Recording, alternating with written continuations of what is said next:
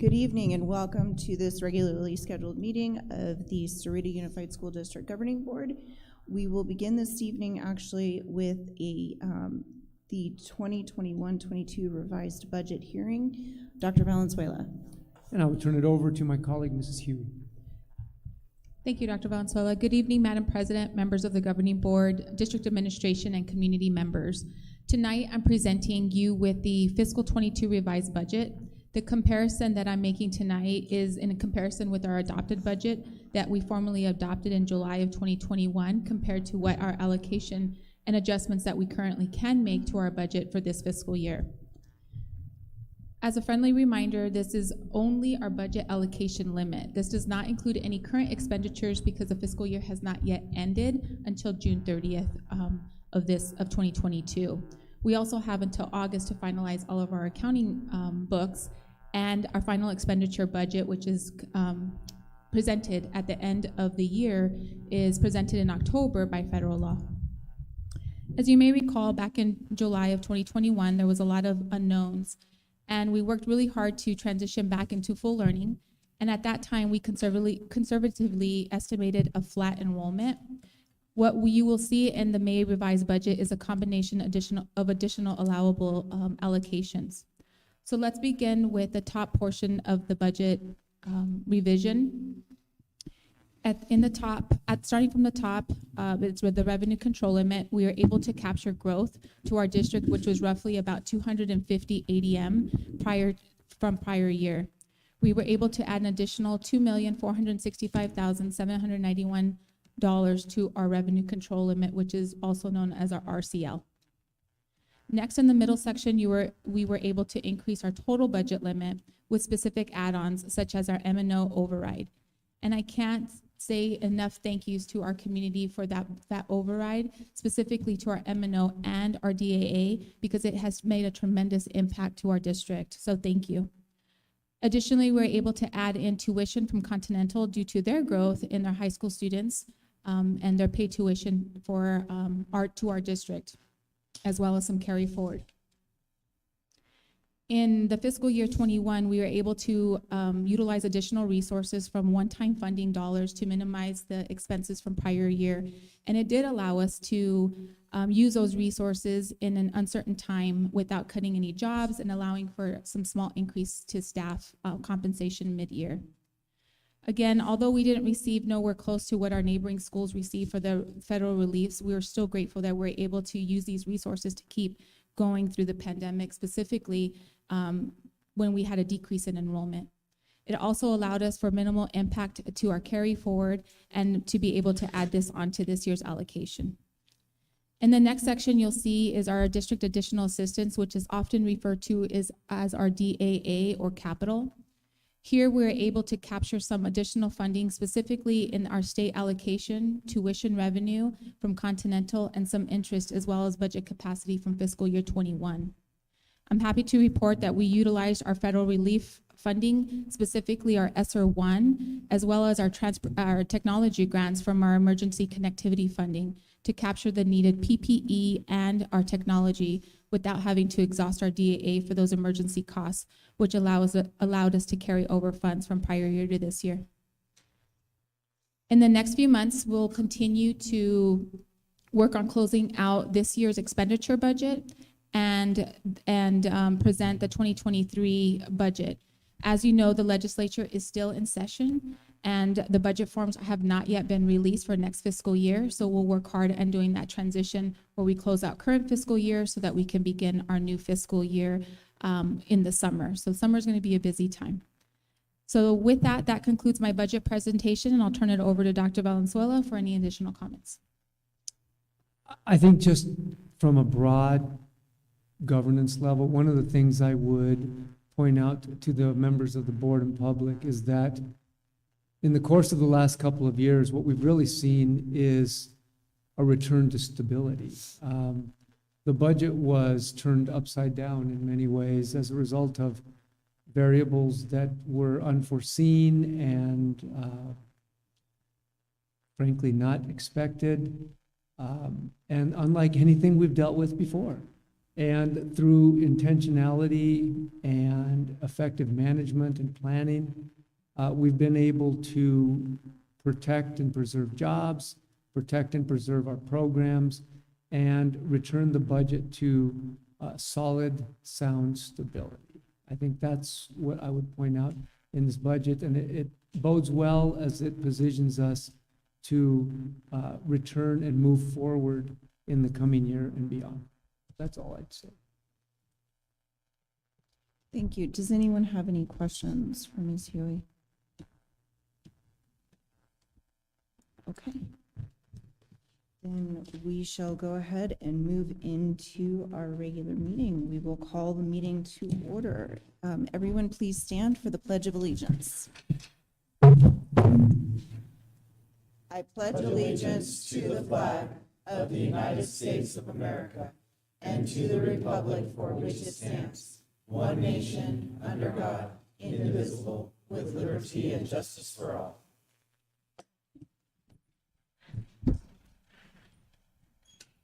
The roll call, Ms. Palacios. Governing Board President Denise Reese. Here. Governing Board Clerk Dr. John Sparks. Here. Governing Board Member Sherry Lowell. Here. Governing Board Member Kevin Opalka. Here. Governing Board Member Nicole Warner, absent. District Administration Superintendent Dr. Manuel Valenzuela. Present. Assistant Superintendent Scott Downs. Present. Assistant Superintendent Brett Bonner. Here. Chief Financial Officer Lisette Huey. Here. Thank you so much. Approval of the agenda, Dr. Valenzuela. Yes, ma'am. President Reese, members of the board, I'd recommend approval of the revised agenda as it is presented. Okay, we have a recommendation. Do we have a motion? So moved. Second. It's been properly moved and seconded. Is there any discussion? Seeing none, we shall proceed to vote. All in favor of passing the revised agenda, say aye. Aye.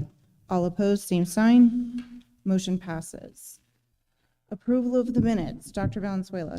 Yes, ma'am. President Reese, members of the board and public, you have in your packet draft copies of the minutes from the regularly scheduled meeting of the board back on April 27th, 2022. Similarly, you have the public notification of the gathering of the board, specifically the Walden Grove Board Lunch, which took place on April the 25th. And after your review and consideration, I do recommend approval of these minutes and notices as presented. Okay. We have a recommendation. Do we have a motion? So moved. Second. It's been properly moved and seconded. Is there any discussion? Seeing none, we shall proceed to vote. All in favor, say aye. Aye. All opposed, same sign. Motion passes. Ratification of the vouchers, Dr. Valenzuela. And I would turn it over to Mrs. Huey. Good evening. Tonight, I recommend payroll vouchers 21, ratification to voucher 2122, new payroll vouchers 24 through 25.1 for total new payroll vouchers of $15,358,460.15.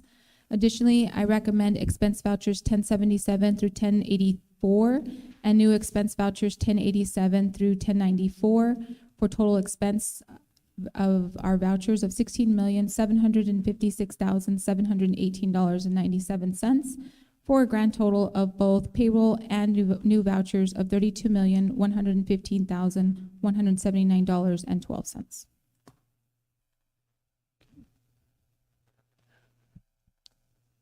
Is that? That's the recommendation. Okay. I'm like, wait. We have a recommendation. Do we have a motion? So moved. Second. Okay, it's been properly moved and seconded. Is there any discussion? Seeing none, we shall proceed to vote. All in favor, say aye. Aye. All opposed, same sign. Motion passes. Superintendent reports, Dr. Valenzuela. Yes, ma'am. President Reese, members of the board, as we know, an extraordinarily busy time of year continues. It's actually hard to imagine that we're down to the last 6 days of actual school. It's been a very quick moving year. I always begin with the enrollment report, and as you see, although the number is small, the net change over prior week, or I guess I would say prior board meeting, is in the positive. And if you look at the graph, and the trends over time. Again, we see that stabilization of the blue line and a difference between the blue line and the orange line at this point in prior year of 521 students, which bodes well for the continued move toward financial and operational stability. Mrs. Huey referenced the impact of those trends on the budget. I also am pleased to share, in case you didn't see it, that last week, in partnership with the Sahuarita Sun, Nogales International, and Green Valley News, WIC Communications, we hosted the second annual 2022 AZ-19 Most Influential Youths. And this is a process that was actually initiated by our friends at the newspaper. And it's really designed to recognize students who are not only setting a pace of excellence academically, scholastically, but also in service, in athletics, in fine arts, and then generally in their example to the community. And so they got, it was, I want to say between 80 and 100 nominations, and they picked 19, hence AZ-19. And these are students not just from Sahuarita. They go from Nogales, Patagonia, Rio Rico, Continental, all the way up the I-19. And I'm pleased to say that, first of all of these students are amazing, not just with their grades and with their achievements and, you know, the things you associate with school, but the beyond. The kid that volunteers at the assisted living community in Green Valley every week, the little girl, I think it was a kindergartner, the youngest one, who makes little homemade bracelets to give out as kindness gestures to other students at her school. The middle school boy at SMS who helps tutor other students in math and science. It's just very affirming, very positive. Of the 19 that were recognized, 12 of them were Sahuarita Unified School District students. So we're very, very proud of that, very proud to be sponsors of this meaningful recognition program, and we look forward to continuing. Speaking of success, you may have heard that a student and staff member were recognized by the Metropolitan Education Commission. One of our students, Amber Hammerquist, SMS, was named one of 2 honorees by the Metropolitan Education Commission, which is a regional Pima County-wide organization to advance the cause of quality education. And then on the staff side, teacher Kelly Strayer, who's a member of the faculty, there she is, at Copperview Elementary School, was surprised at the annual onion harvest. Among the many things that Mrs. Strayer does is Mrs. Strayer basically integrates learning across her entire campus. And they make gardening a theme for teaching math, for teaching writing, all the content areas, science, and they plant like 1,000 Texas yellow onions that they then donate to the food bank and or sell to kind of support the program. And that's just one example of how Mrs. Strayer makes Sahuarita shine, and she was recognized with the Outstanding Teacher Award by the Metropolitan Education Commission, and she's in the audience today. I think we should give her a round of applause.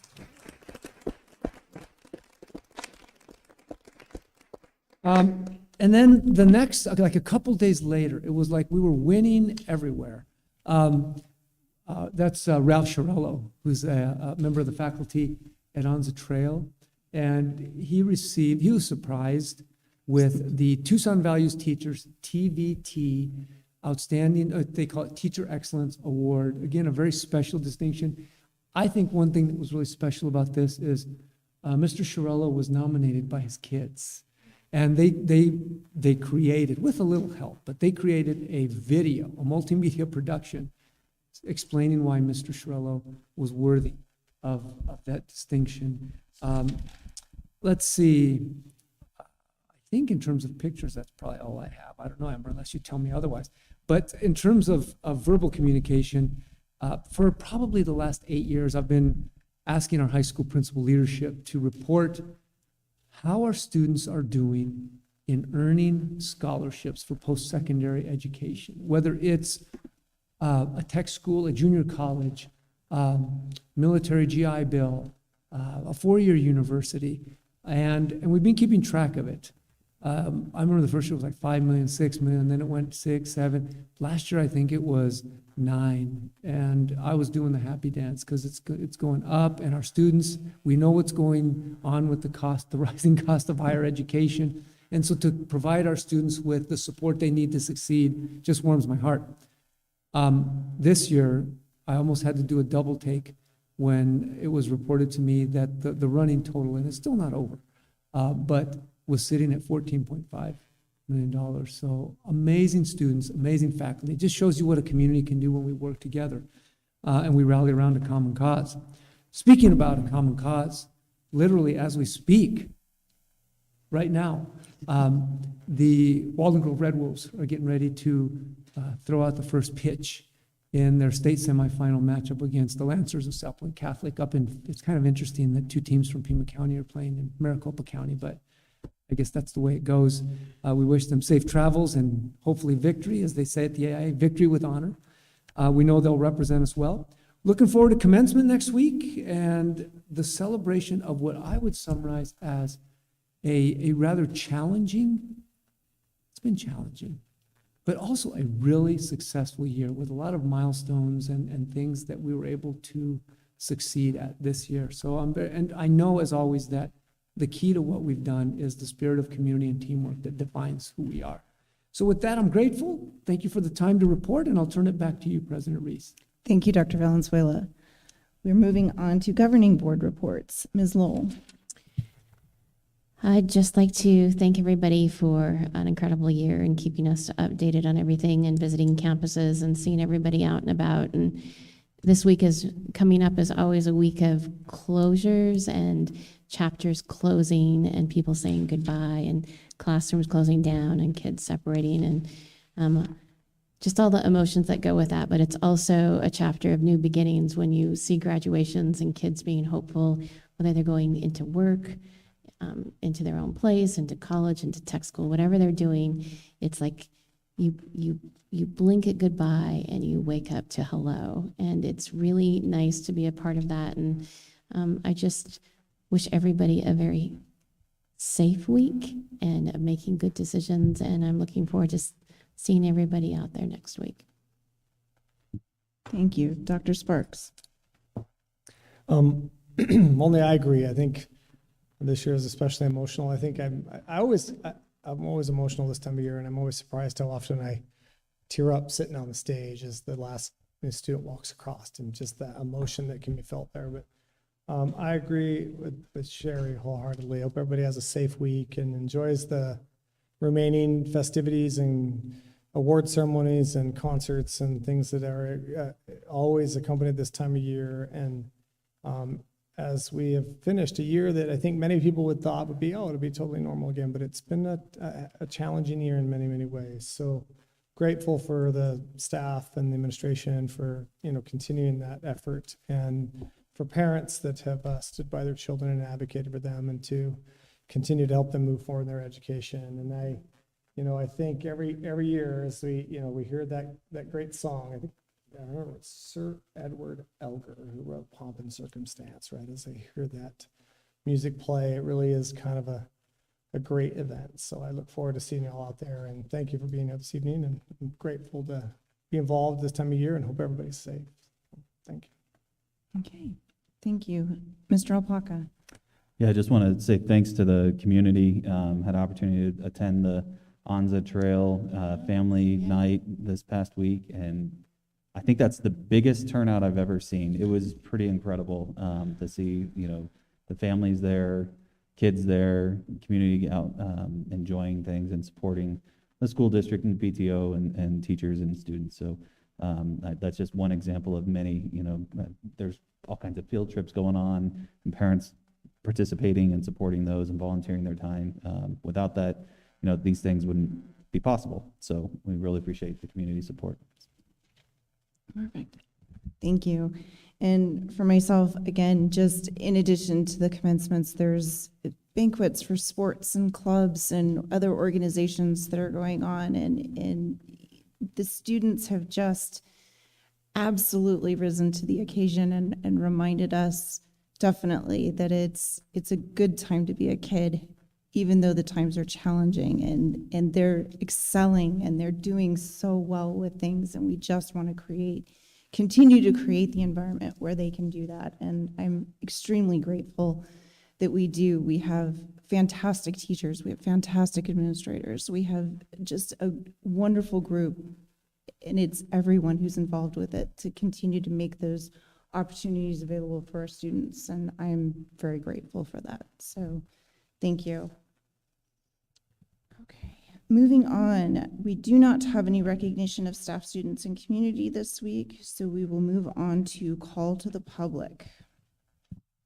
Consideration and discussion of comments and concerns from the public. Those wishing to address the governing board on items not on tonight's agenda may do so at this time, or at the board's discretion at the time the item appears on the agenda.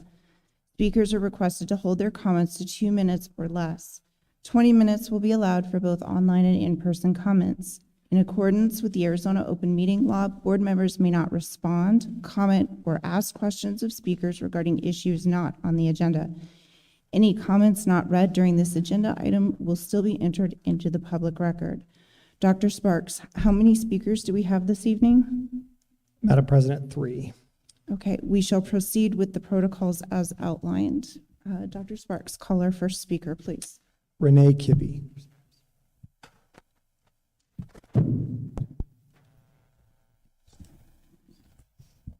Testing 1, 2, 3. No, I'm joking. I am Renee Kibbe, one of the people, as seen in the Arizona Constitution Bill of Rights, Article 2, Section 2. In this court of record, come to you, being trustees of the people. You must provide due care and remember your oath, which binds you.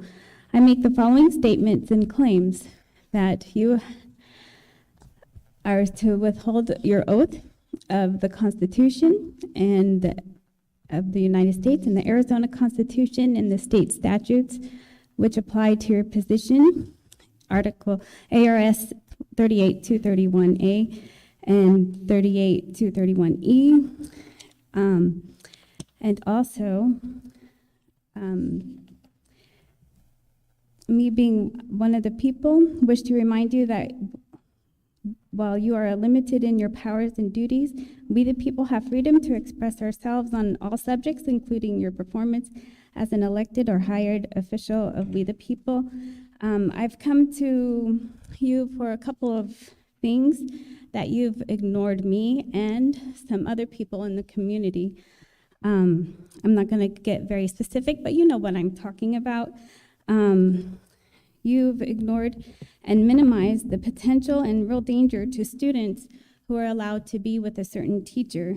And these very relevant concerns have been expressed and fully ignored by you and the board. You will be held accountable for any harm that should come to any student as a result of your erroneous decision-making. And please take note that I and others of We the People have repeatedly requested clarification on board agendas and have been told that this is our responsibility to determine, not the responsibility of the superintendent to share. We have been told that we must pursue other sources rather than him to obtain the information we requested.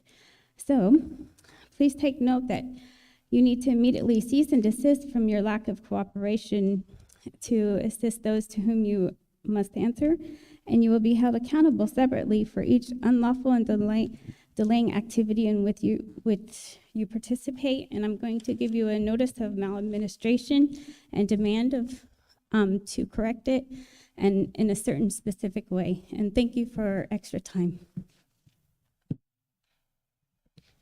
Dr. Sparks, our next speaker, please. Joanne Howard? She's not here. Okay, thank you. Is it Lewis Howard? Luis, thank you.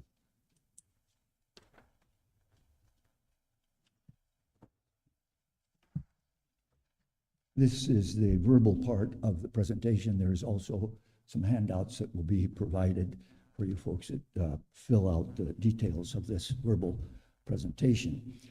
First, we must enthusiastically acknowledge the very beautiful, the very noble, the very uniquely American right for citizens to participate in formulating policy for our general welfare. And in this particular opportunity, here and now,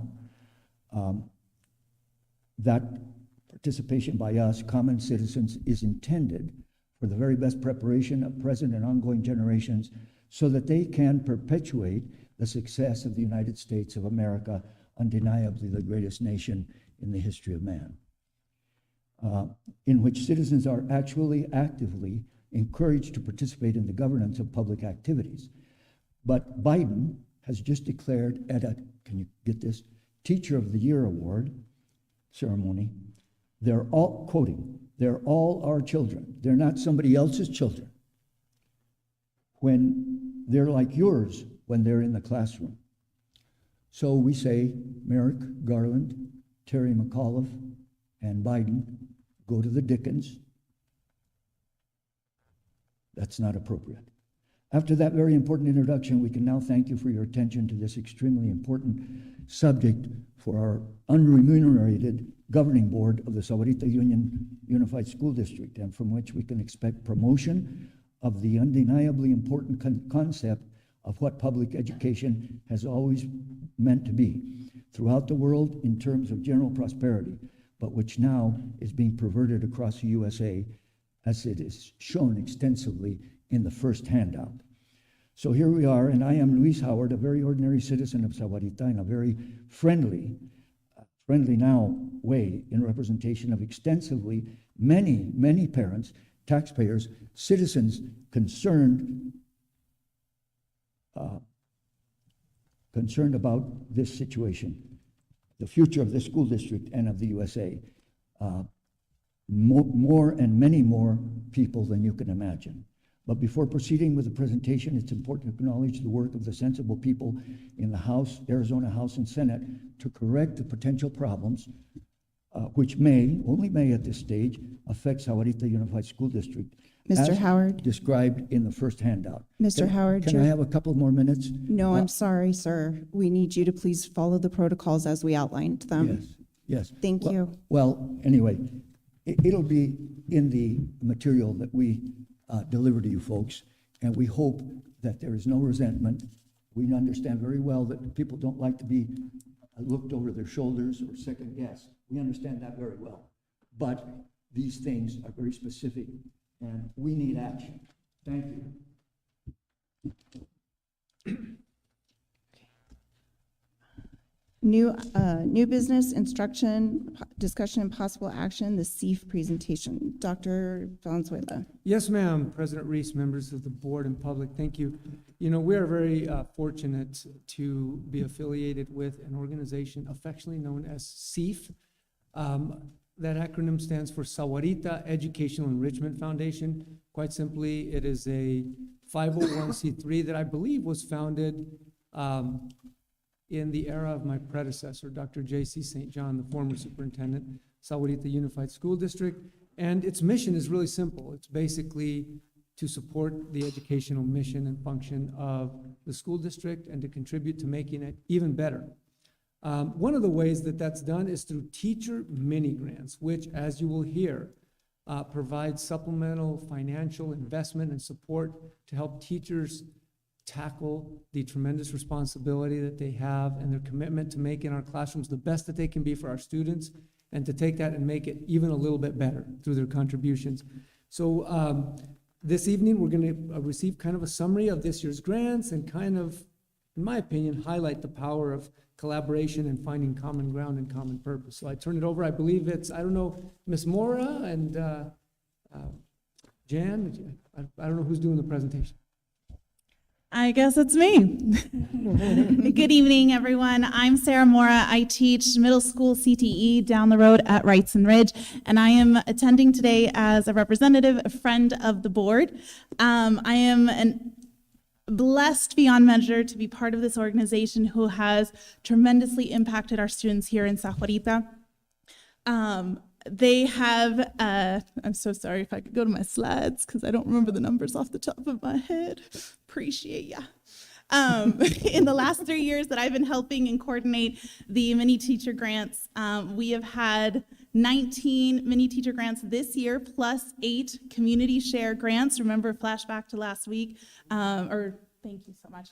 A couple weeks ago when Rebecca Oravec presented community share, there was 8 community share projects that were funded through the teacher mini grants this year. 15 teacher grants were funded in the year, school year 1920. There were none the year of COVID because of COVID. And there were in the year of school year 1819, there were 17 mini grants. On top of that, they also fund national board certification scholarships or mini grants. I personally have benefited from that this year, and it's a process. It's due next week. Pray for me. But I appreciate the funding and support that the foundation gives to us in order to be able to take on this endeavor to positively impact our students without having to pay for the endeavor ourselves. So approximately in the last 3 years, the foundation has gifted to teachers in Sahuarita about $30,000, and we so appreciate that. And that is from generous donations from the community, especially White Elephant. Shout out to you. We appreciate you. Without their generous supports and donations, we would not be able to do the amazing projects that are going to be presented to you today. Some people are here in the audience to help support me in this endeavor of sharing the projects, and some people were not able to make it, so we'll go through a couple of them today. This project was from Ms. Shannon Holtz from Wrightson Ridge. They were able, with the money, to purchase books for their her fifth grade students at Wrightson Ridge, and they were able to have a book tasting where the students could go around and taste new books, try out new books to able to better their literacy efforts. Ms. Shefflin is not here, Chafin is not here, but she was able to purchase hands-on manipulatives for her students at ONS, I believe now. I think, okay, there we go. Miss Sandra is here, and so she'll tell you about her amazing project, which she has a longer presentation that I wish she had time to share, but these are some of the pictures of what she did with hers. Go ahead and come on down, Ms. Steeler. Coming up. I'm Sandra Steele. I'm librarian at Sahuarita Intermediate School. I've been there for a few years. We had the best time with this grant. Art and reading is fun. I feature specific books for the students to be part of reading, and we had activities. We started out with 4th grade with The Secret Life of a Snowflake, and after reading the book, then they created their own snowflakes, either by a pattern or freestyle. My favorite book now ever is If Picasso Painted a Snowman. If you can see the picture on the left of that is a snowman actually in the Piet Mondrian style, which also spurred another art project that we did of hearts in his style and did a bulletin board on that. But the students actually created snowmen by different artist style of what a snowman would look like. And we had a great time at 3rd grade. 5th grade did a mini research project of who is Louis Blaireau. It's based on a book that you see featured in the far right corner. They had to find research facts about that person from their books. And then the next week we made airplane launchers. In case you want to know, he's the first man to fly the English Channel. They have all enjoyed their books. The whole school, we did a books called What Do You Do with a Tail Like This? And What If You Had Animal Teeth? And we created thumbprint art quilts and displayed them around the library, which is at the bottom of the page. And there's a picture of some of the thumbprint art that the children did. This week, we are finishing the year out with a lot of fun. 5th grade is making mazes. We used the book, Oh, the Places You Go. And their maze starts at SIS and goes to SMS as the 5th graders promote. And so we are currently making those this week. 4th grade is using the book about a portrait of Zaha Hadid, who is an architect that does very creative buildings. And tied in with that, we have some artwork from Alexander Calder, and we're making sculptures in the style of Alexander Calder, which has been a lot of fun with our fourth graders. And we're finishing out with third grade. Our book was The Ugly Caterpillar, and we are having caterpillar races this week as students create their caterpillar and with their straw race them across the table. And so this has been the most amazing project. Teachers have talked about it. Kids are just having the best time ever. Thank you, thank you, thank you for my students, staff, and me for your donation to our school. And this is not my first grant, but I sure have had the best time with this one. Thank you. It is not limited to elementary and middle school. Also at the high school level, Mr. Lear purchased USB microscopes for his biology lab stations as well. Jenna Robley was able to purchase new light boxes for her art students to be able to transfer their drawings and experiment with new techniques. And then Ms. Strayer.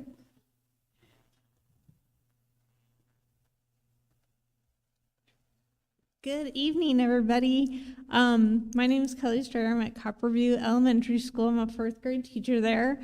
Apparently, I don't change my shirt from that other picture. I just wear this all the time now. But I had to wear it tonight because from the wonderful opportunity from Steve. Thank you very much for the grant. I got to give you a little background on the garden beds here. Steve Curtis from the Green Valley Garden Club, they actually wrote a grant to Freeport-McMoran, and he received the grant to get 3 garden beds put in the middle of our school. At Copperview, our main garden is pretty far away from where all the classrooms are. And so we were able to get these garden beds right in the middle there and right near the kindergarten, first grade classrooms. So it was great that we got those because the kindergarten and first grade kids can just come right outside their classroom and do things. But if it wasn't for Steve, they would have nothing to plant, or it would just be a big container there. So we were able to get things like soil, seeds, buckets, gloves, even rain gauge, and a little step stool in case they needed to reach up there. But this is a group of kindergartners right here, so you can see how low the garden beds are. So it was really cute. In the end of January, they each had a little Dixie cup full of seeds, and every single kindergartner and first grader, they came out and they dumped their little seeds in. And yeah, we have some work to do practicing spacing out the seeds because they kind of clumped all in one spot, and they're real microgreens right now. But we thank you very much because they have lots of seeds and supplies that every year we can continue with that program. So thank you very much.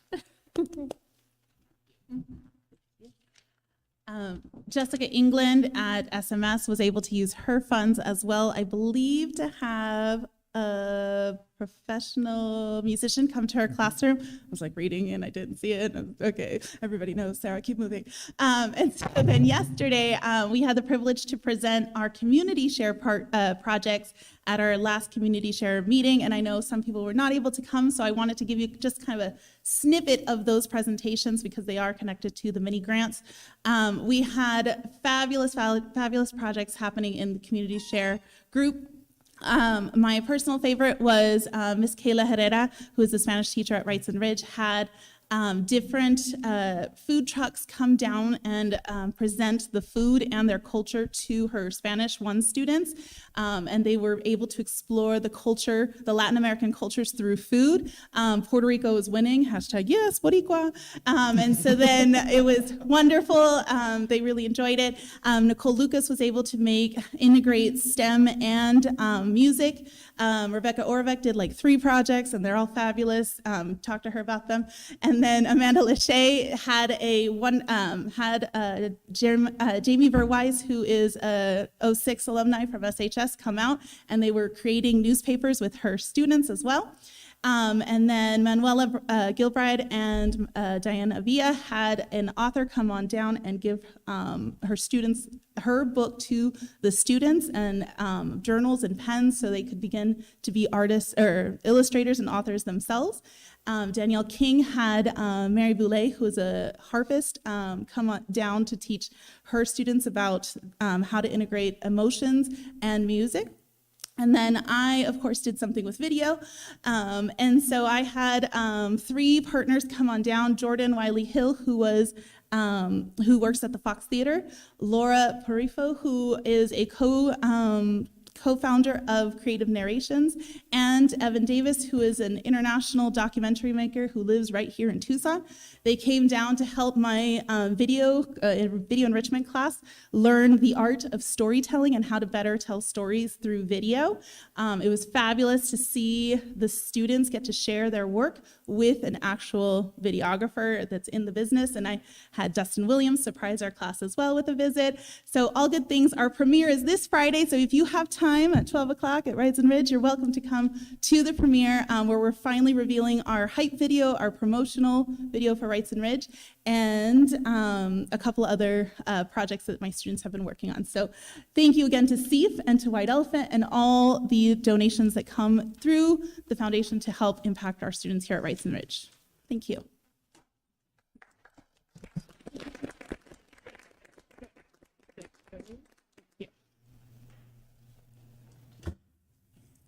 Amber, thank you. I was just going to ask for that. So my name is Jane Spooner, and I'm the Vice President of the Sahuarita Educational Enrichment Foundation. And I wanted to reveal to everyone our new logo. You might be familiar with our old logo, which was no longer tenable because we keep growing and getting more schools. And so we couldn't have that logo any longer because it had schools listed on it. So this design actually came from an SUSD grad by the name of Emma Vaterlaus, and she started as a kindergartner here in our district, and she graduated last year from our district, from SHS, and she created this logo for us. And so I wanted to acknowledge Emma and her effort in creating that logo. She's now in Hawaii at college and doing an amazing job there. So thank you very much. I'm Jane Latier, and I'm the president of CEF, and I just wanted to thank the teachers for all that they have done. I've been able to see all these presentations, and I know you saw them last week. All of these projects depend upon funding from CEF. CEF funding comes from a very small group of volunteers who work very hard year-round to raise this money, and we really could use more community support, both as board members and financial. So if you have people you know who might be able to help us, in either of those ways, please let us know. And thanks for the attention you're giving to these wonderful projects these teachers are doing.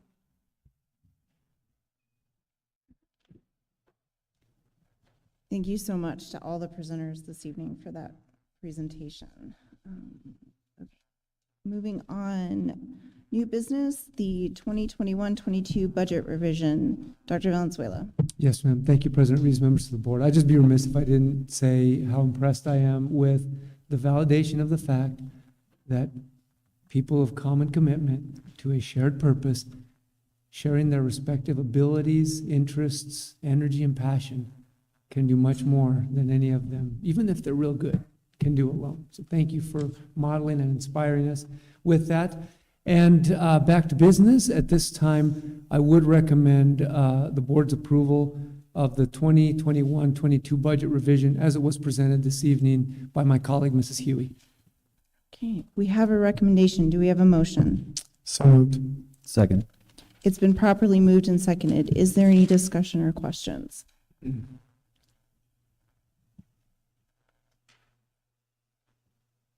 For me, I just want to thank Mrs. Huey for just being able to explain the differences and where they are at so that it's a clear picture for us as we move forward with this process. So thank you very much. Thank you.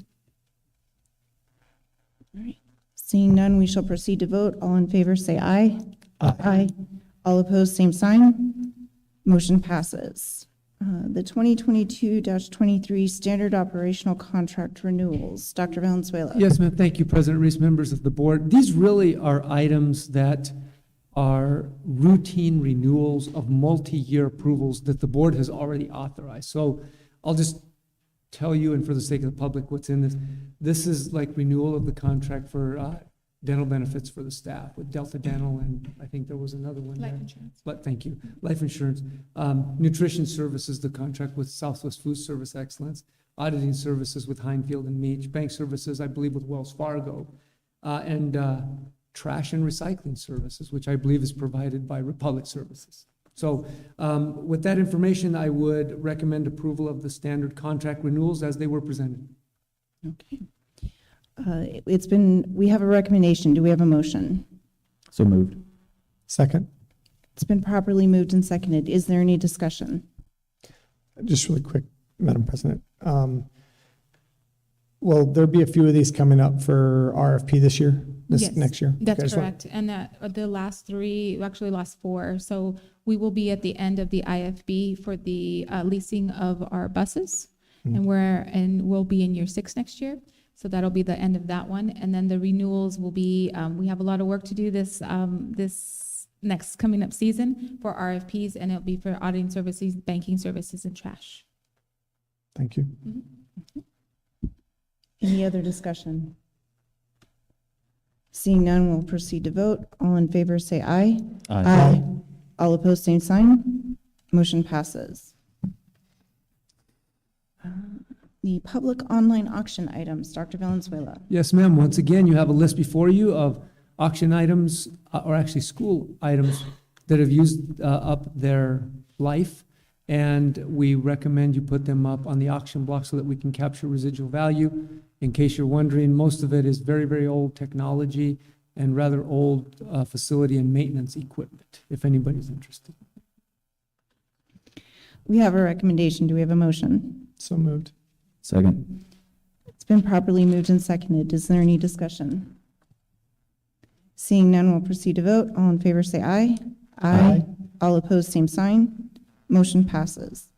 The 2022-23 facilities rental fees. Dr. Valenzuela. Yes, ma'am. Thank you, President Reese. I am grateful for the board's vision, and I am pleased to say this vision stretches back certainly over the course of my tenure as your superintendent, and that is the fact that these schools and these facilities belong to the community. And in as much, we've always strived to make the facilities as accessible and available to the public as we can. Of course, we are statutorily obligated to capture the costs of that access to the extent that it's possible. But whether it's working with the town or the Little League, the Pop Warner, the Scouts, we remain committed to making our facilities accessible and available for the community in these endeavors. Let me make sure here, hold on. I did want to point out that we've always tried to be to make the cost as affordable as possible, but I'm grateful to my colleague, Mr. Downs, for efforts that are ongoing, but to differentiate and to really roll up our sleeves and focus on some of the differences, some of the groups like Girl Scouts, Boy Scouts, that provide benefit that support the district mission and that allow us to provide them access at a nominal cost. I think that I guess what I'm saying is the work that's been done to make these facilities available to the public are noteworthy, and we're proud to do it. And the last thing I'll say about it is that once again, we've been able to work this out so that the proposed facility rental fees are at no increase in comparison to prior year. Mr. Downs, is there any other comments or substantive information that I may have missed? No, I think the biggest point is that there's no change of fees, again, from last year to this year. Yes, Or sir. suggested changes. So. Thank you, sir. And with that, I would recommend approval of the 2022-23 facility rental fees as presented. Okay. We have a recommendation. Do we have a motion? So moved. Second. It's been properly moved and seconded. Is there any discussion? Seeing none, we'll proceed to vote. All in favor, say aye. Aye. All opposed, same sign. Motion passes.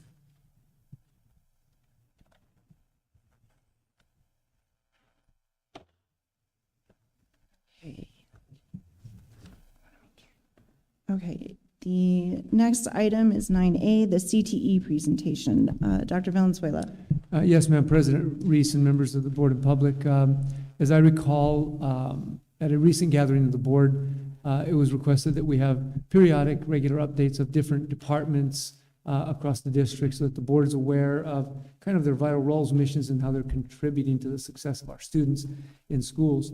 So this evening, we have Mr. Josh Fields, Director of Career and Technical Education. And I'll just preface the presentation by saying that I recall, because I've been around a long time, when there was a difference. You had what was, in my era, called vocational education. And you had what was called, I guess, college preparatory education. And the two were kind of seen as very unique and different. Well, that's changed. We have embraced the idea that we're about raising the educational bar for every student, and that career and technical education is an integral part of raising student achievement, promoting post-secondary success, preparing students for the workforce, and really elevating that educational attainment bar. Schools now, we've got to be far above and beyond basic knowledge. We've got to be deeper in the foundation of the knowledge that we teach. We've got to integrate learning across different content areas so that students are operating across math, science, writing, reading. They can work with others. They can apply what they've learned and use it to create new products and services. And I'm pleased to say that, and I think you'll agree after you hear this presentation, that we are making significant strides in those objectives. And with that, I'd like to turn it over to my colleague, Mr. Joshua Fields, who's going to lead this evening's presentation. Josh? President Reese, members of the board, Dr. V, and guests. Like Dr. V mentioned, my name is Josh Fields. I'm the Director of Career and Technical Education. So I just wanted to share a little bit about where we're at currently. I'll start with enrollment. This number is actually just grades 10 through 12, and it's unduplicated, meaning students who are taking more than one CTE class wouldn't be reflected in this number. It would just be the one course that they're taking. And here you see, you might be confused by the fractions and numbers. We don't have fractions of students, but this is a count of an average. And in fact, this number has gone up since I last presented. It's now at 1,053 total. So with some adjustments to our enrollment count. So just kind of looking at that number, this is kind of that same number over the course of time. So back in 2014, about several years ago, we were about 500, just under 550, and you can see now in 2022 at that 1,053 mark, we've nearly doubled our enrollment in CTE at both high schools. So this count will include ninth graders. We allow ninth graders in some of our CTE programs. And so these are the enrollments in each of our programs at Sahuarita High School. So you can get an idea of the size of each of our CTE programs.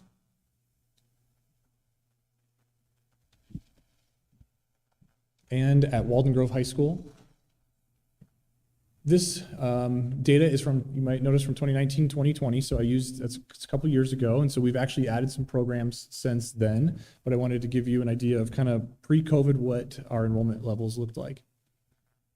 Here's what programs we have now at each of our schools, the entire complete list. We have added these programs since the 2019-2020 school year. In addition to that, students from Walden Grove are able to take advantage of the great facilities that we have at Sahuarita High School. So instead of building a new auto shop 6 miles down the road, those students can come to Sahuarita High School before the regular school day and take advantage of auto and these other programs as well, architectural drafting, culinary arts, and ROTC. Similarly, Sahuarita High School students are going the opposite direction to take advantage of our engineering, law, and public safety programs at Walden Grove.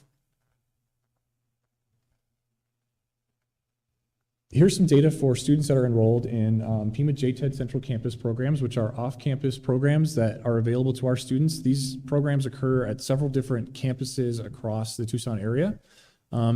So this is the number of students that are participating in those classes, and just as some additional information for those classes, they are on their own, meaning students are having to transport themselves to get to these courses there and back. I wanted to share with you kind of the number of students that are participating in those programs after school, off campus.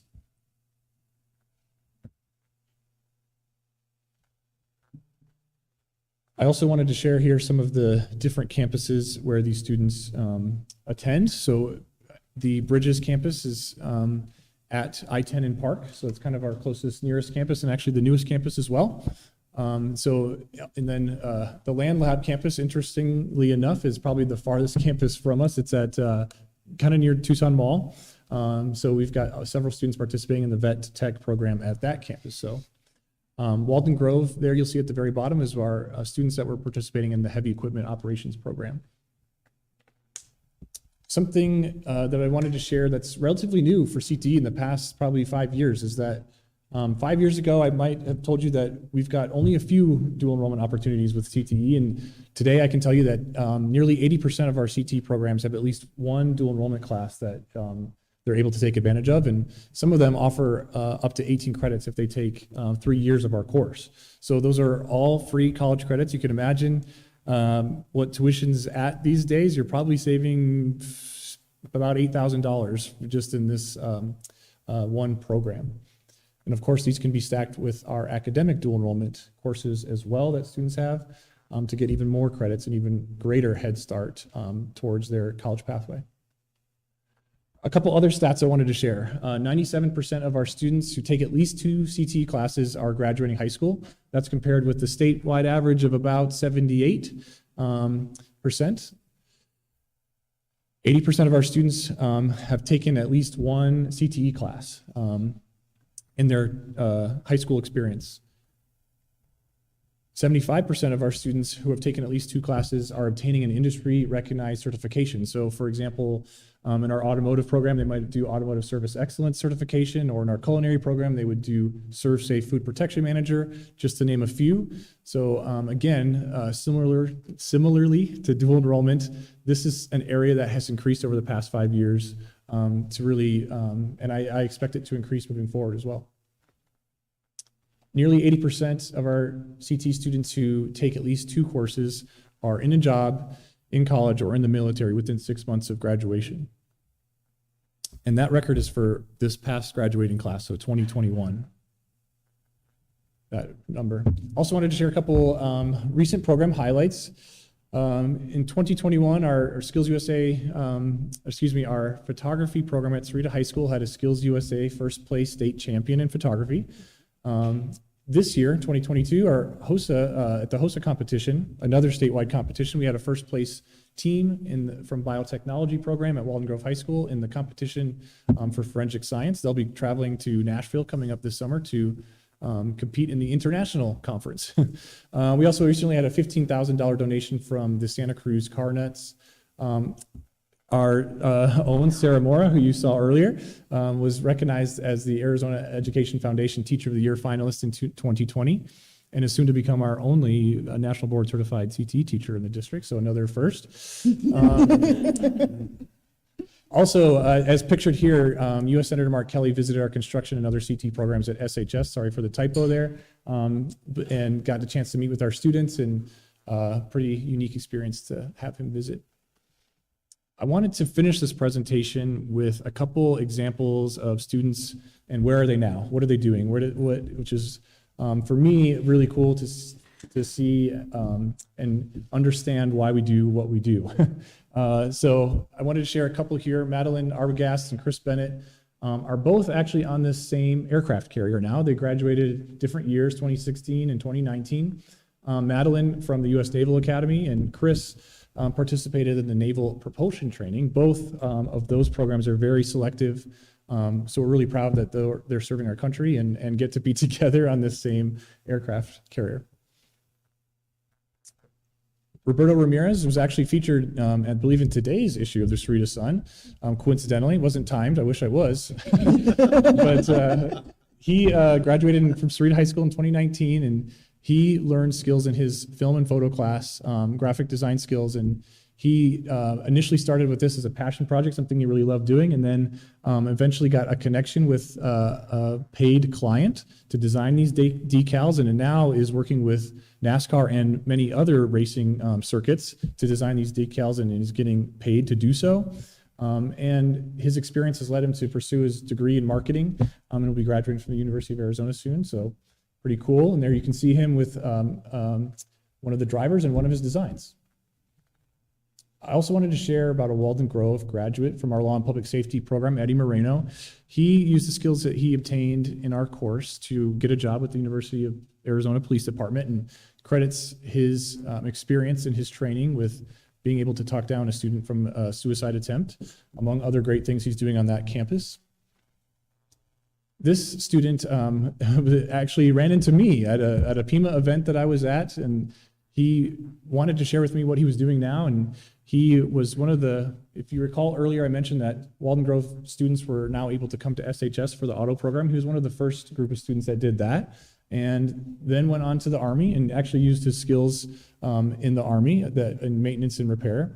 Then got connected with the Department of Defense contractor, Northrop Grumman, who offered him a guaranteed job in Dubai as long as he completed his certification. And that's why he's back at PIMA's aviation program to complete that certification, and then on to Dubai, where he will be, I'm sure, seeing and doing some pretty cool stuff.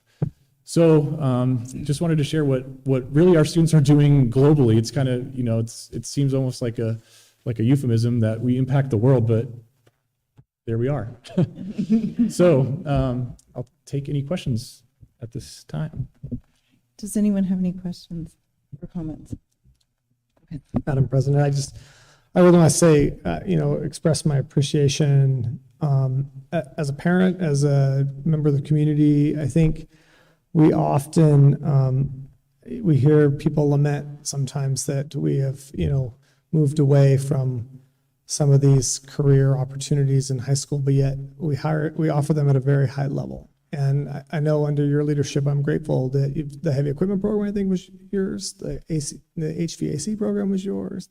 I can think of many things you've started, right? The career day that's now taken over by the county. And under your leadership, the CTE program in this district has not only done well, but excelled and inspires and commits to provide high-level educational opportunities to young people who choose to either follow those as their career passions, or in the case of my own son, he just loves to film things and has enjoyed multiple years at Sahuarita High School in that program. And I'm always scared when there's $20,000 worth of cameras sitting on my counter. And people, you think that's a joke? No, literally. Like when he brings the $10,000 drone home and has learned to use that equipment, who's spent time at a conference filming, and using that equipment. And I think of that across a broad spectrum. And that I'm just grateful, because there are many, many paths to success in life. Some of those lead to junior college, graduate school, but many of them lead to career paths in technical education, and certifications and degrees in those programs, and very successful and fruitful lives that give people much meaning. And I think, and I'm appreciative of that. I know I benefited greatly from the CTE vocational industrial classes in my high school and use those skills today on a regular basis. And I'm just grateful for the leadership you've shown, and I think drive that you've put behind the program here, because I think in my time, unless I'm wrong, it has expanded greatly and continues to do so. So I really, really am grateful for your effort and the effort of all the teachers who participate in that program and their individual programs. I can remember Sarah Morris starting a video program at Anza Trail, and one of my kids was in it, right? Before you were a CTE teacher, right? Because she had a passion for it. So I'm just grateful, and I want to keep going, because I could probably go on for an hour of stories that I've seen in the time I've been here, and I just am grateful for that effort. And I think the numbers are important. Yeah, thank you. I appreciate it. Thank you, Dr. Sparks. Josh, I just want to say thank you so much. Your hard work, your dedication, and your leadership has not gone unnoticed, and it's very much appreciated for all that you do for our kids and our teachers. Thank you very much. Thank you. And from my standpoint, this is definitely my wheelhouse. This is what I trained to be in college, was a CTE teacher. And so it's when my kids started going to school and started hearing about all the awesome programs that our high schools did, and to see that expand. And now that I have a high schooler, and seeing almost a deer in the headlights look a little bit when he can look at the vast offerings that we have and things like this, it just, we are definitely making a shift. And for someone who was a straight A student going into high school and got looked at cross-eyed when she said she wanted to join Voc Ag, it was, it's just amazing to see that these programs are doing so well, and that we have participation in kids who are enjoying these classes and these programs. So thank you very much. Thank you. And I'd like to add on, I didn't like school as a kid. And I think it was because it was a traditional school, right? Reading, writing, arithmetic, that's it, history. Had opportunities like this been around when I was in high school, I probably would have liked high school even more. It's about finding that thing that engages students and connects them to the school and makes them want to get up in the morning, right? Whether it's a sport program, an art program, an alternative education, from the traditional thing. I probably would have taken every engineering and computer science course, because that's what I like to do, and that's what I ultimately ended up doing in college. But it wasn't available to me. I had to take biology and chemistry and physics and those fun classes, right? So I'm very proud of our district for having these opportunities, because it really is about getting the students engaged with the school, whether it's in a program like this or those extracurricular activities, and not just it's just school, right? Yeah, appreciate what you do. Yeah, thank you. I agree. And I think that's reflected in that 97% graduation rate. Yeah. So, thank you. Is there anything else? All right. Thank you so much. Thank you. Thank you, Josh.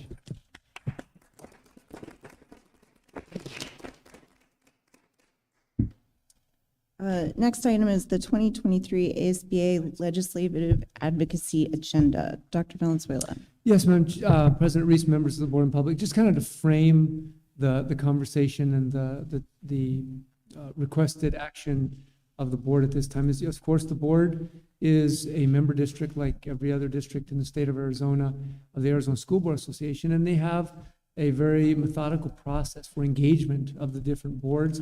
And one of those tasks is they ask the board to provide proposals about issues of interest and concern that reflect education in general, and also maybe unique issues that are specific to a particular school district.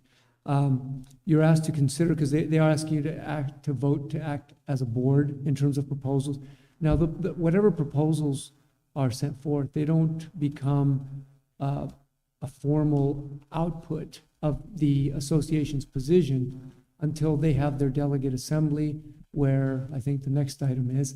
The board is asked to send one representative to be their voice and cast their votes and participate and engage in that process. So for whatever it's worth, to maybe jog your memory a little bit, in the past year, some of the things this board collectively has put out is, of course, the importance of equitable and sustainable funding in a growing area like ours, something like the importance of support for investment in new school construction.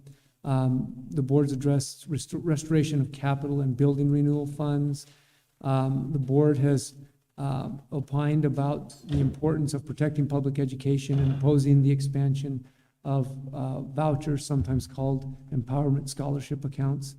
The importance of local control, which is, of course, a foundation of public education in our country, and full day K, which, as we know, has not been funded at its full level for many years. The only thing that I'd say, and then I'll step back and just listen like everybody else, is one issue that I believe is vital as we head to the next year, and we had a taste of it this year, was the issue of the aggregate, the constitutionally protected aggregate expenditure limit, because if there's not a permanent solution for that, it's just going to continue to be a problem for our entire state, really. And I think there's general consensus that it's an issue that needs to be tackled. It might be worthy of consideration for this list. Okay. So then it's our charge to take a look at the list as it is and then make changes to our top priorities, and then any additional items for consideration if we want to, what we want to do on this. So is there any discussion? Yeah, I think your recommendation about the expenditure limit and addressing it more directly might be advantageous, right? I think our top priority has always been equitable and sustainable funding, right? And that bumping up against the expenditure limit year after year after year, or however frequently it happens, doesn't fall within that, right? And so perhaps some specific words around the rationale, to adjust that expenditure limit to modern day times, or repeal or adjust, encourage that, whatever the appropriate manner is of that mechanism, might be worth adding on there.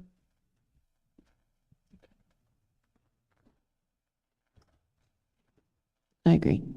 Yeah. I think all the other ones that we have in the past still hold true. I don't know if there's the capital building, restoring the capital building funding. I think we're back to where we were supposed to be, but there's still a whole lot of money missing for all the years that it was underfunded. So that restoring is not just bringing it back up to where it should be. It's about bringing the monies in that have lacked, right?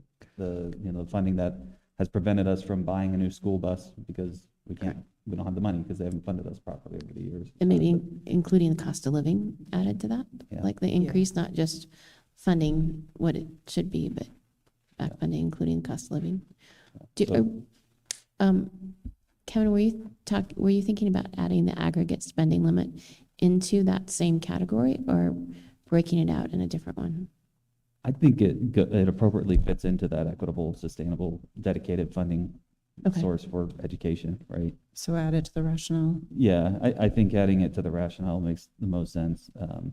Expenditure limits, which limit the equitable, sustainable, dedicated funding, are counterintuitive to that request, right? Yeah.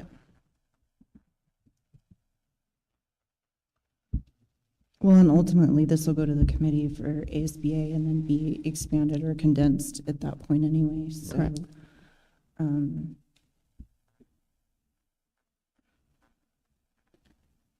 The number 5 on here that says scholarships and such market-driven reforms reframe state accountability system labels, is that referring to the ABCD, the letter grading system for schools?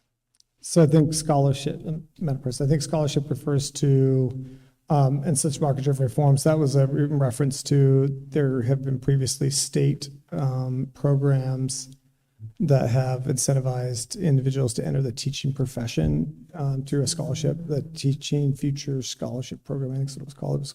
I don't remember the name of the scholarship correctly.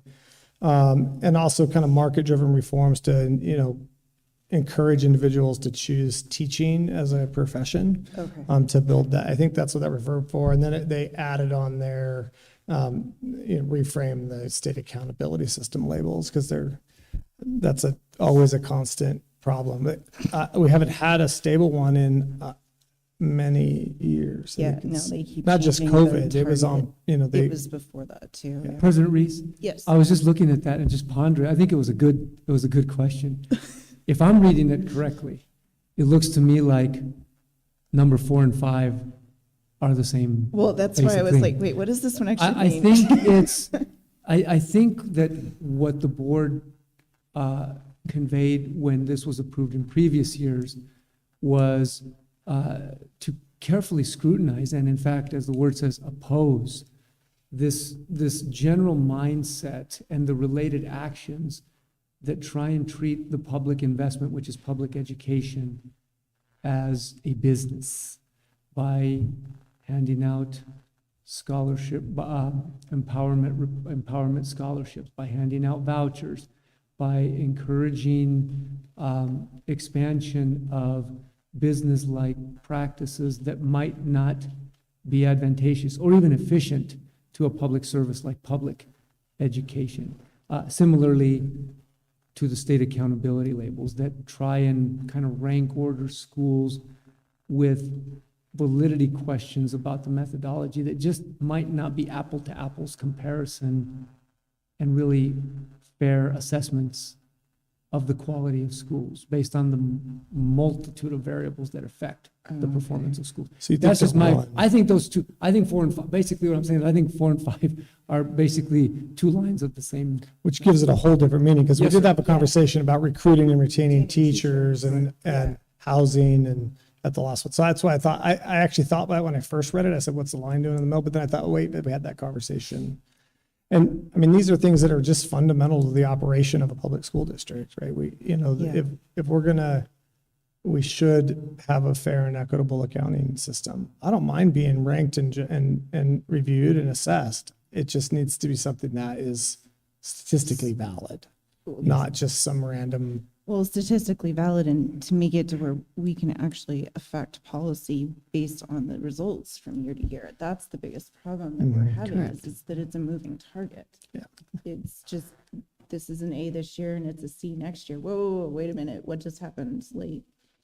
It needs to be a standard that can be met or missed or whatever, but yeah, no, And I think restore capital and building renewal, I think we are back up to baseline on capital district additional assistance, but we're still probably woefully underfunded for renewal. And I mean, a lot of people, when they hear renewal, they're like, what does that mean? That's like, we had to put a sewer system in it at Sopri. And luckily there was some funds and we got an emergency grant and got it paid for through that method. And we're pretty lucky. Our buildings have been very, very well maintained, although that doesn't mean they don't need to be sealed so the brick doesn't absorb water. And I mean, those are very expensive, re-roofed and maintained over time. And I know we are pretty lucky in many, many ways. We've had really good maintenance and consistent. We've been very lucky to get a fair amount of money out of the renewal fund, but I know other places have not. So I think it's still, I agree with you, we're not there yet. And I think on the renewal side, it's still,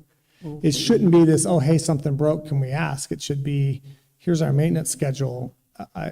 That's how I run my house. I know I have to fix something, or I prepare for it and plan for it. I try not. Emergencies happen, hence we have an emergency fund. But as a whole, the painting of buildings should be something that we should be able to kind of put on a consistent, regular basis and do that, while not subtracting from our ability to provide the programs and activities that our students and families have become accustomed to, quite frankly. Yeah. And we have a lot of them. I mean, you compare this little district in Southern Arizona, we have a lot of those. So I don't know that. Dr. Sparks, the only thing I'd say is that in your case, when you talk about the analogy of how you fix your house, thanks to the career and technical education programs that you took in high school, I know you have the ability to fix a lot of the things yourself that break down at your own house. But that aside, I think that your point about planning for these types of contingencies is really important, what we call building renewal or capital. Recently we had an issue on our campus. We have a lift station to manage our wastewater, and the pump broke down. And thankfully, we had the strategic reserve in our budget to address it, kind of like in your house. But this part of the state's budget is an important aspect, which is what I think I hear you saying. Yeah. And I think in the past, before my time, that money used to be given to districts to manage until they had the school facilities board. And then those monies and resources were put into it as a grant. So those have shifted, and there's been less resources, and you have to apply for it. It's not necessarily given to you. Yeah, I think I'm glad, and if I had my perspective, I think we should leave that sustainable dedicated funding, equitable funding source. So I don't think people realize how funding in Arizona, school funding works. You know, it used to be based on the property tax the area you lived in, and that was found unconstitutional by a nice big lawsuit in the 80s, I believe, that basically said the state has to should provide a free, appropriate public education as nearly free as possible. I think the term in the Constitution says, and that happened and did kind of distribute some of that. And there was this big push, but now that has, again, areas that can bond and override are continuing to make growth and repair, and places that cannot do that are falling behind again. And so there really needs to be an equitable funding source, as that term is, a way to manage the funding system in the state so that all schools are funded, that each child is guaranteed the same kind of funding level and that opportunity. And some of the stuff in the state is pretty atrocious. You know, some of the building conditions are really, really bad. And so I think that I like it, number one, because that's, right now it's not stable. It's changes every year. I mean, hence the legislature hasn't closed it, so we don't know yet. And I don't think people realize that we don't set the budget. We get given this amount from the state, and it sounds like there's a lot to go around, but like everybody else, we spend 90% of our funding on people, like all big organizations. So, thank you. I that's my opinion. I think everything else is good because this is basic. This is basic, like buildings, teachers, keeping that funding in repair. I mean, there's nothing on here that's outside of that realm of, like, we just need to kind of have the basics. It's not addressing the unfunded mandates. This, and again, let alone on unfunded mandates. You must do, but you have no money for it. Do we know how much the new dyslexia law, not that I'm opposed to that law, but how much is that costing our district in funding? Brett, any idea? We figured that out yet? We are fortunate enough to have reading specialists at our school that are funded by grants, so Title I, which is federal, and then we have our Move On When Reading, which is a state grant. So all of our elementary schools have reading specialists and one middle school reading specialist at SMS. We are fortunate enough to have Jan Spooner, who is our dyslexia specialist, who I would consider an expert in the content and the awareness and knowledge of dyslexia. So we're leveraging our internal resources now to the best of our ability. We're fortunate enough to have an adoption with Ready Reading that has aligned and approved the universal screener that meets the state criteria with no additional cost to the district. Because of that collaboration, the partnership, so we are in compliance with the universal screener that takes place next year. It has to be done 3 times a year for grades K through 3rd grade. Now our task is working with our reading specialists and our team to look at how do we deliver the mandatory screening 3 times a year for all K through 3 students. And our plan now is to use our internal resources again, but that conversation and that planning is still underway, and our reading specialists are a big part of that conversation. And so it's actually on the agenda for next Wednesday, and Jan Spooner can attest to that because she's in the audience. But to answer your question directly, it's not, this legislation is not provided any type of additional funding. So we're leveraging our current resources to manage the best that we can, but it will be taxing, and we will have to leverage, which means more responsibility on those that are currently employed, which is added stress, but it's the right thing to do for all the right reasons to help our students, but it will be a challenge. We're lucky, and we're lucky. But what about the schools, public schools that don't have that? Yeah, and I brought that one up specifically when we talk about advocating for consistent, sustainable, equitable funded schools, is that what you just said was we have gone out and found resources, grants, opportunities, collaboration. We happen to have, we're big enough as a district that we have a dyslexia specialist, right? That we have people on staff, but that isn't the standard. This goes back to that I'm grateful we're here. Yeah. But even everything you just said, we don't have because of state funding. We have because people have gone out and found additional revenue sources to apply for, which is a very insecure way to manage a large organization with 800 employees and 6,500 students. Agreed. An additional component that is not receiving additional funding, but we're implementing it internal, is the key component related to professional development. So we have been working very diligently with our reading specialist, Jan Spooner, special education department as well, Jess Beignet, to prepare what is forthcoming next school year.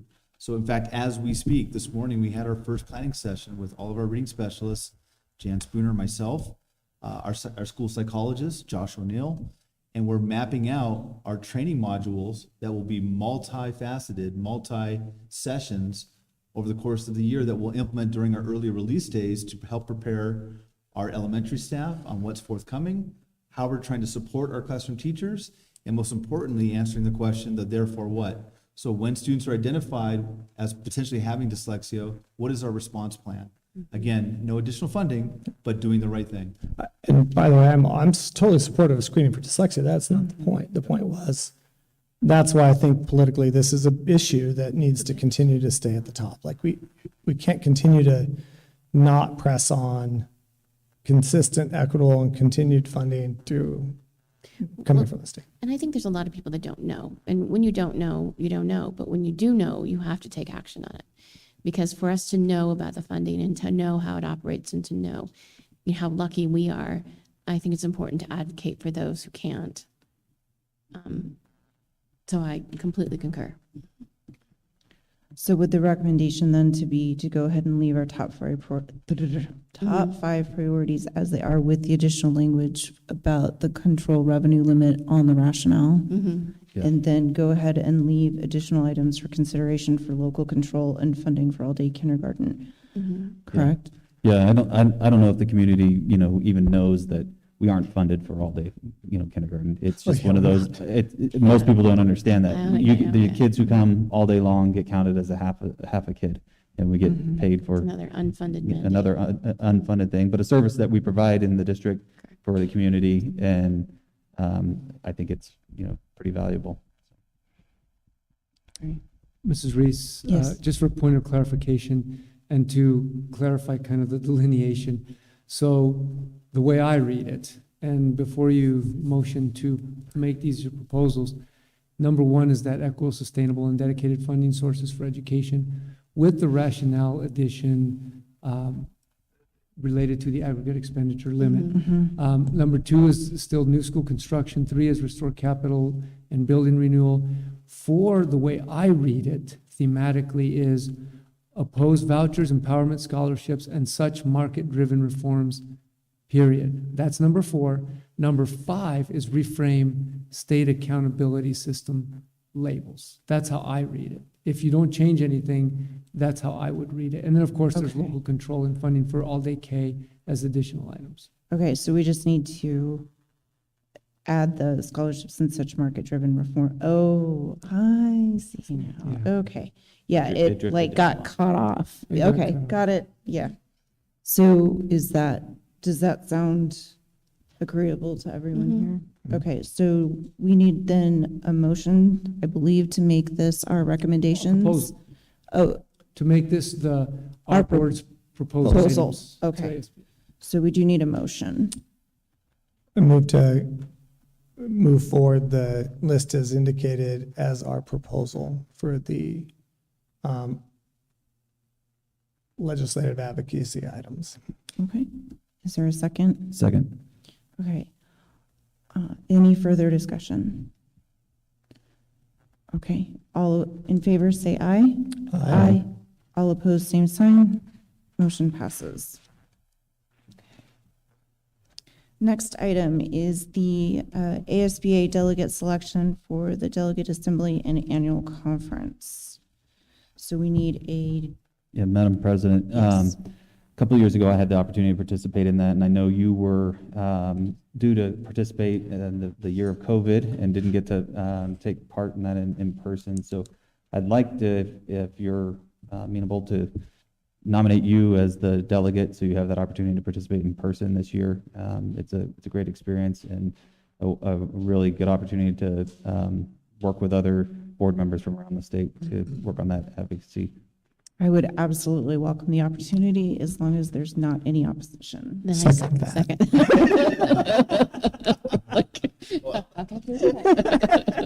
Thank you. All right, it's been properly moved and seconded. All in favor, say aye. Aye. All opposed, same sign. Motion passes. Policy revision, IIE, student schedules and course loads. Dr. Valenzuela. Yes, ma'am. Thank you, President Reese, members of the board. This was actually an item that was brought to my attention by a member of the board, and I think it was a very thoughtful commentary. You know, one of the board's, arguably the board's biggest responsibility is the creation and the approval of policy.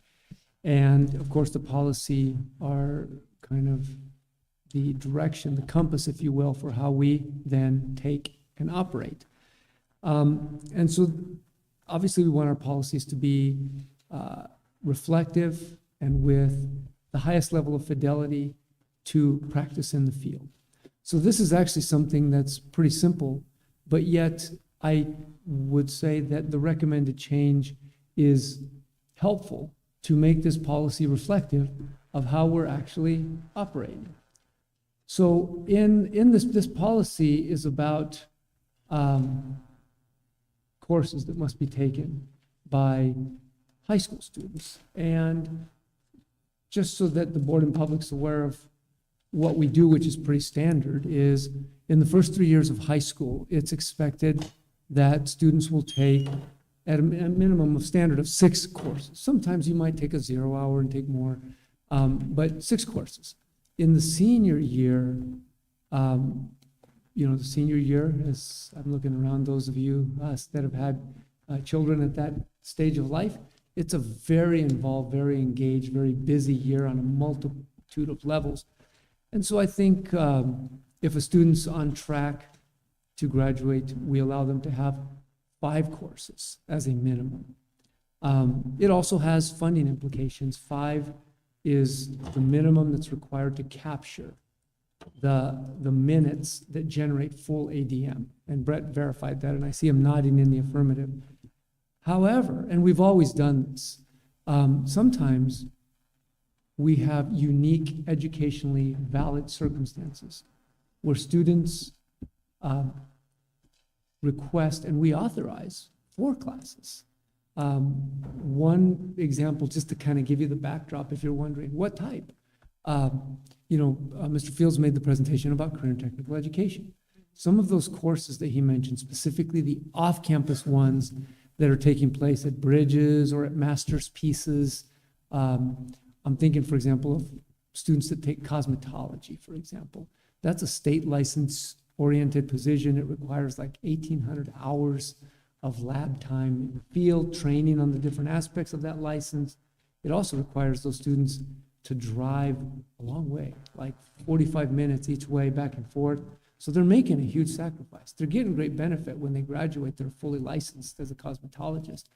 But it's a big investment. And so if a student is already on track to graduate, taking this very demanding course that's off campus and all of that, even though it's at the JTED, we're not going to say that they have to take 5 if it's not in the best interest of that kid. So we'll let them take 4. And we've always done that. The issue with this policy is that, and this is an old standard policy, it basically says, as it's written, it says, graduating seniors will be required to enroll in a minimum of 4 classes. So the recommendation is that it be changed to simply read, graduating seniors will generally be required to enroll in a minimum of 5 classes, period. Individual consideration may be given to enroll in 4 classes based upon specific, unique circumstances, period. And so that's the rationale, that's the recommendation. As we always do with these types of policy-related matters, at this point, I would recommend tabling for foreseeable return for action at the next meeting. Okay. So we have a recommendation. Do we have a motion?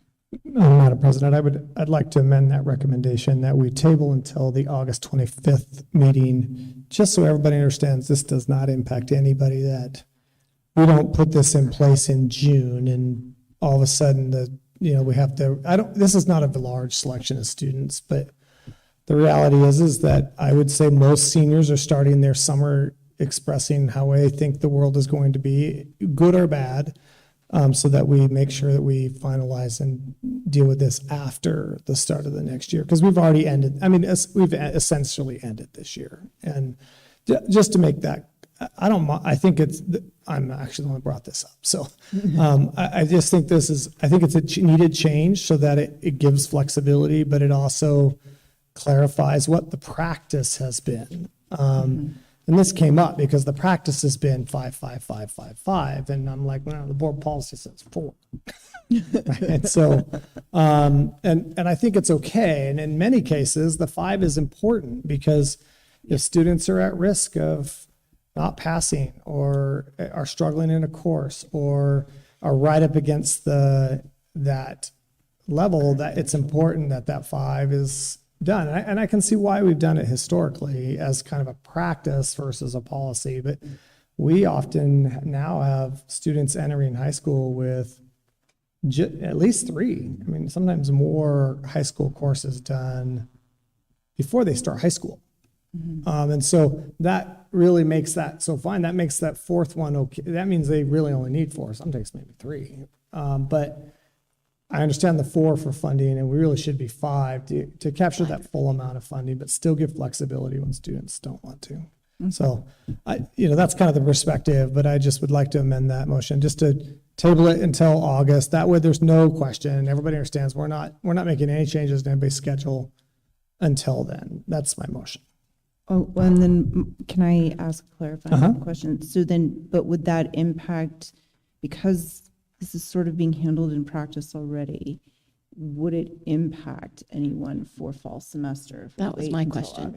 August? I was saying that we would wait till after the fall semester has started so that those things are in place and that we clarify at the time of, even if we clarify at the time of change, that it will be an impact those going into the 23-24. Clarification though, but if we make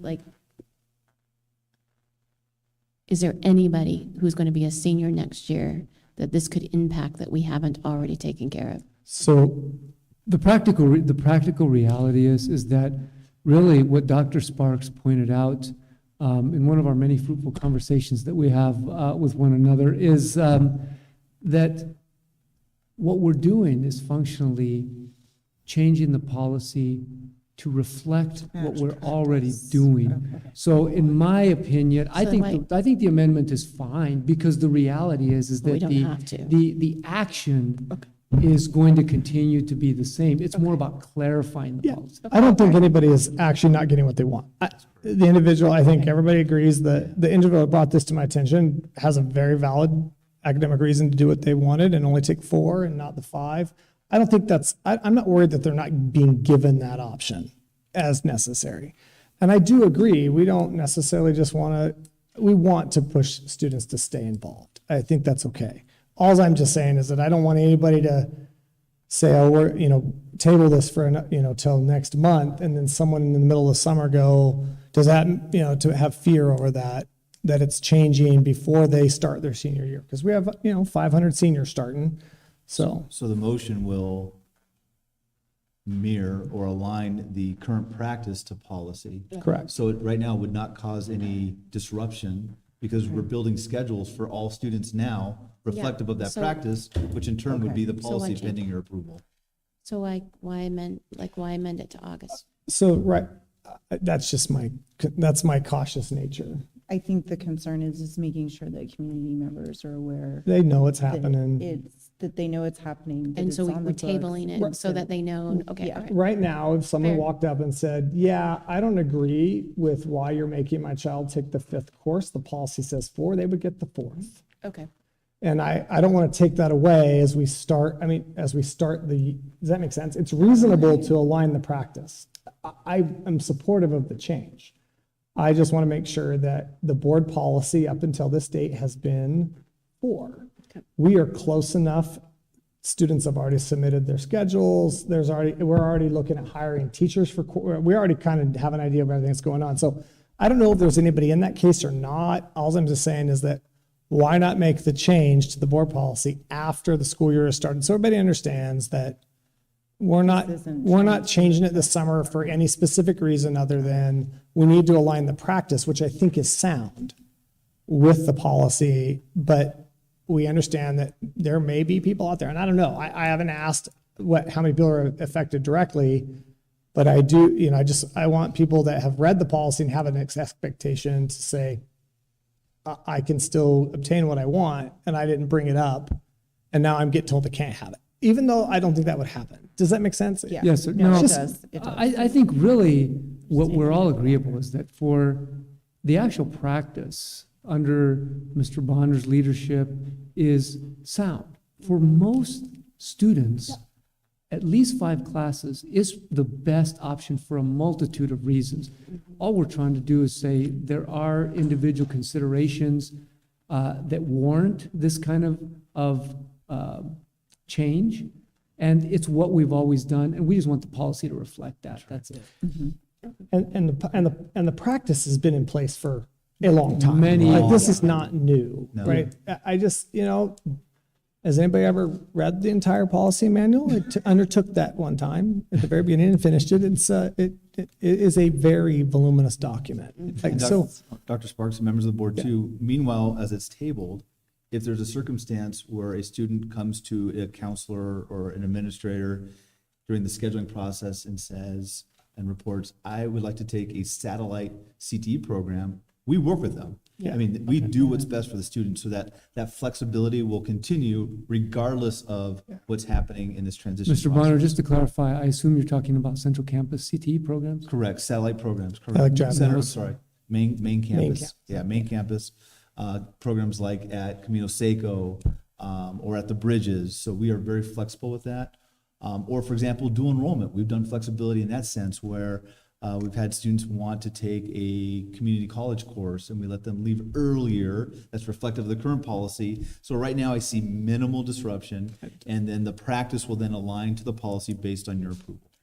And I think those are all, and I've been around long enough, and there is immense flexibility. I haven't ever seen a student show up and say, hey, I want to take this class over there and that class over here, and I want to do this college thing and get told no. Like, I've always seen, and maybe it's happened, but at the same time, I've seen lots and lots of flexibility because I think that meets the needs of the child and student at that time. So I'm not saying that we don't do that. I full-heartedly believe that we do. I just like if we're going to change a policy that says something weird compared to what our practice was, I think I just would rather change the policy, obviously during the review period too, but also after a period of time. People understand we're not changing this to try to stop something or curtail something or change any practice right now. Does that make sense? It provides clarity. Yeah. Do you want to restate that? So the motion stands as I said. I move that we table the item for public review, but we table it until August 25th. At that time, we will bring it back and do a final vote. Does that make sense? Mm-hmm. Is there a second? Second. Okay. I think it's August 24th. August 24th. Hey, that's one day off. Like, Second. thank you, Mr. O'Connell. No problem. It was the end of I'll August. second again. So amend that amended, All right. motion, but. All right. yeah. A friendly amendment, are we good? Okay, so the motion on the floor is to bring this back during the August 24th meeting for its second read. It's been properly moved and seconded. Is there any further discussion? Seeing none, we'll proceed to vote. All in favor, say aye. Aye. All opposed, same sign. Motion passes. All right. Next one, the Governing Board revised 2022 board meeting and lunch schedules. Dr. Valenzuela. Now let us speak about lunch schedules. After that conversation. And it does say the 24th. These are actually, this item in particular has a couple of detailed changes, but that are needed to, I think, advance sound action going forward and accurate action going forward.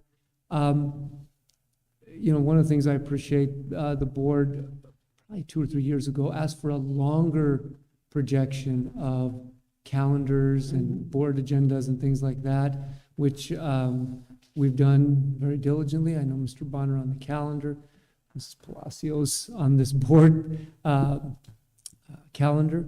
And so, but we also know that there's always the little asterisk that when you plan that far out, you always got to be ready and willing to go back and make changes. So hence, item E. Item E has 2 parts in the recommendation for revision. Number one is, if you look at the current calendar, it has a board meeting scheduled on October 12th, which is right in the middle of the fall break. Yeah. And we always try and work around that. And so the recommendation of revision there is that it be moved a week prior to October 5th. And that also, I think, addresses any revision deadlines that we have in regards to the budget. As long as they have the budget forms. That's right. As long as we have the budget, well, that's out of our control, but But we will be good. ready. Yes, We will be ready. In regards to the lunches, I would recommend that we change a couple of the lunch visits. You know, with the pandemic, while we're thrown for many loops, but one of them was that we weren't able to enjoy those board lunches, which are an opportunity for board members, as you're able, to come and have lunch with kids, to tour the schools, to be visible and engaged on campus. And I know I really enjoy those too. So we only were recently able to kind of start those up again. And we went to SPS and we went to Walden Grove. But it was still kind of out of line with the chronology of the previously approved schedule. Mm-hmm. So in order to make sure that we're distributing the board's visibility and spacing it out, instead of going back to schools that we visited more recently, the recommendation is to, and specifically we're talking about the October 6th and the December 15th board lunches, that instead of going to SPS and Walden Grove, which we went to more recently, that we go to Link and Sahuarita Middle School. And then, of course, we'll pick up SPS and Walden Grove, but it'll be later on in the spring. So again, it just realigns and updates that calendar. So the recommendation is I recommend that you approve the revised 2022 board meeting and lunch schedules as I just described. We have a recommendation. Do we have a motion? So moved. Second. Okay. We have discussion because the December 15th is right smack dab in the middle of ASBA's annual conference. So we just need to look at the December 15th date. It's for the lunch. Is that what that is? Yeah, that is. Yeah, For the the lunch for Sahuarita Middle School. Sahuarita Middle School. Mhm. So this is for the lunch schedule. So we just need to see if we can maybe move that to the week prior. So, Or maybe that Monday. well, wait a Or minute. the So, Monday. see, Yeah. I love it how we put Oh, our wait. heads together and solve problems. So basically, what you're saying is that the board lunch, and by default then, the board It's on meeting the that 14th. is scheduled the day before fall in the middle of ASBA. Yeah. Is that what we are? Yeah, I didn't even get to the board meetings. Yep. So it's the same issue. Yeah. Okay, so then I think, and that is the 14th? Yeah. Yeah. So it'd The be board 7th. meeting's the 14th, which is yeah. Okay, Sorry. I don't have a real calendar in I've front of me, got a cal- like where I've got- they're I've got a set calendar to the right here. days of the weeks. so I will reframe that then, and please, if this also creates an error, please call it to my attention. We will solve this problem together. See, it's just more purpose for coming together to revise and make this thing accurate. So the recommendation then is to revise the board meeting and lunch schedules, to move back the board lunch from December 15 Mhm. to December 8. Correct. And the board meeting from December 14 to December 7th. Correct. That is the Yes. recommended recommendation. And in addition to that, as was noted, the change in the locations of those specific lunches to reflect going to Link and SMS instead of SPS and Walden Grove. Check me on that before you vote, please. I think we're good now. I think that sounds correct. Yeah. And be careful on the next one, because I think the ASBA conference, which has typically been the second weekend, Wednesday, Thursday, Friday, Saturday in December, has been later in the year for the last couple of years because of a hotel change, venue change, and I think moves back to that earlier date Talking about next in year. 2024?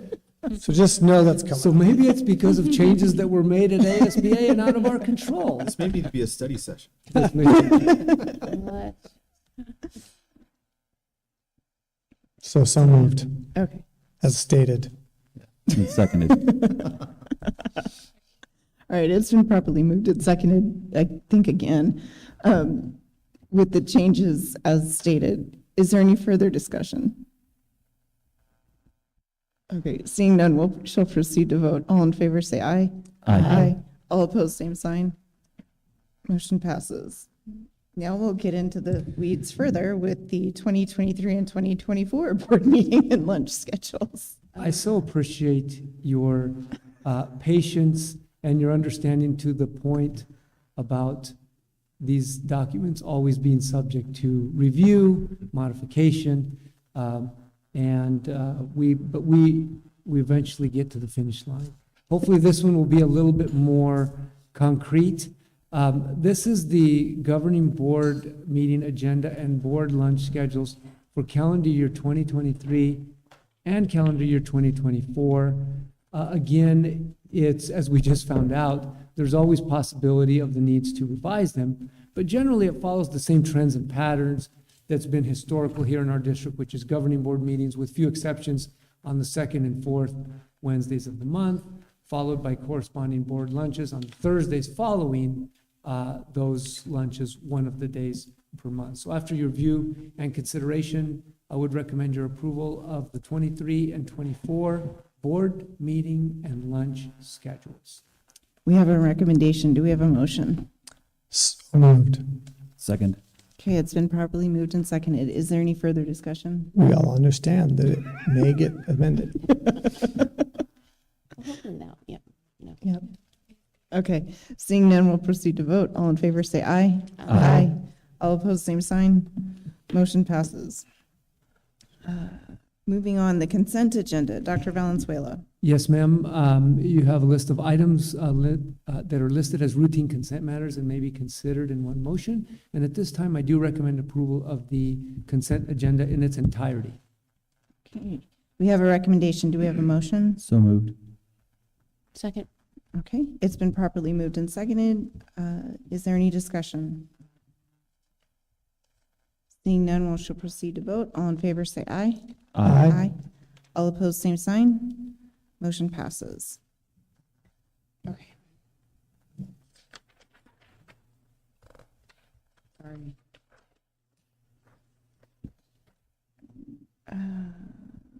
Okay, possible future agenda considerations. Is there anything coming up that anyone feels we need to put onto a future agenda? Okay, seeing none, we'll move on. Establish the next board meeting. Our next board meeting will be May 25th, 2022, here in the Sahuarita District Auditorium.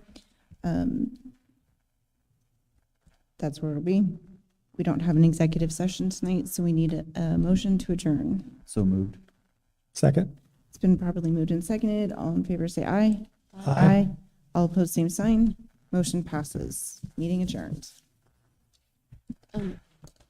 Do we